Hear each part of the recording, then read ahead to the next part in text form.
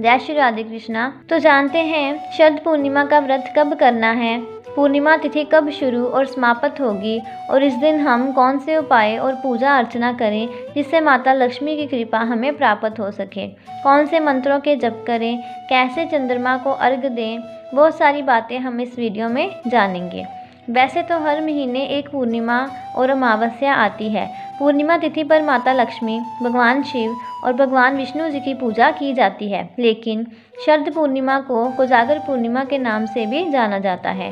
इस दिन चंद्रमा का आकार अन्य पूर्णिमा के दिनों से बड़ा होता है और कहते हैं कि रात्रि के समय में अमृत की वर्षा होती है। इसलिए चंद्र की रोशनी में यदि हम गाय के दूध से बना खीर बनाकर रखते हैं तो उसके हमें बहुत सारे लाभ मिलते हैं।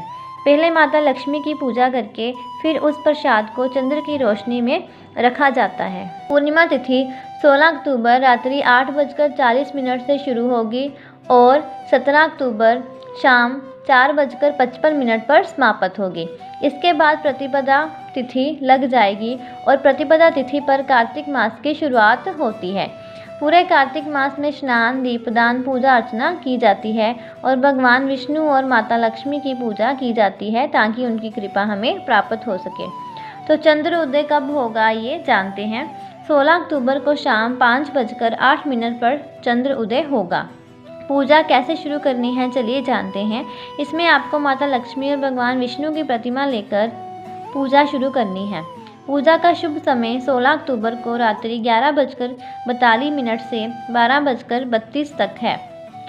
अब आप खुले आसमान में चंद्र की रोशनी में आसन लगाएं। एक लकड़ी के पट्टे पर कपड़ा बिछाकर माता लक्ष्मी और भगवान विष्णु की प्रतिमा रख दें और एक पात्र में पूजा की सामग्री ले लें। खीर को भी साथ में रख लेना है।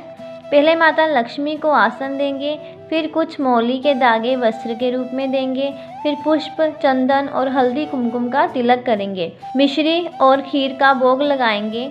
एक घी का दीपक लेकर धूप दीप दिखाकर माता लक्ष्मी के मंत्रों का जाप करेंगे। आप इस दिन कनकधारा स्तोत्र और लक्ष्मी सूक्तम का पाठ कर सकते हैं।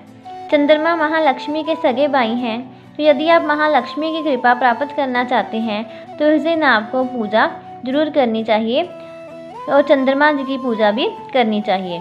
याद रखिए, भोग का सेवन आपको रात्रि में नहीं करना है। भोग को आपको छन्नी से ढक देना है। आपको जीव जंतु से उसको बचाने की व्यवस्था भी करनी होगी। और सुबह उठकर आपने व्रत किया है या नहीं किया है, आपने पूजा जरूर करनी है। सुबह 4:33 सूर्य उदय से पहले उठकर माता लक्ष्मी की फिर से आपने पूजा करनी है और पूजा करने के बाद ही आपने उस भोग को ग्रहण करना है और अपने परिवार को भी देना है। इस तरह आप पूर्णिमा तिथि पर व्रत करके या बिना व्रत के पूजा करके ये विशेष उपाय कर सकते हैं। यदि आप हर महीने पूर्णिमा व्रत की शुरुआत करनी चाहते हैं तो आप कोजागरी पूर्णिमा से कर सकते हैं। यदि आप चाहें तो आप बिना व्रत किए भी रात्रि के समय पूजा कर सकते हैं।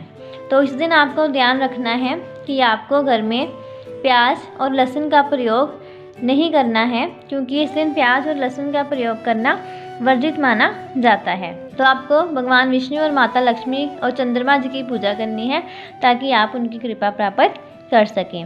ऐसी और जानकारी के लिए चैनल के साथ बने रहें। वीडियो को सब्सक्राइब और शेयर जरूर करें। जय माता दी।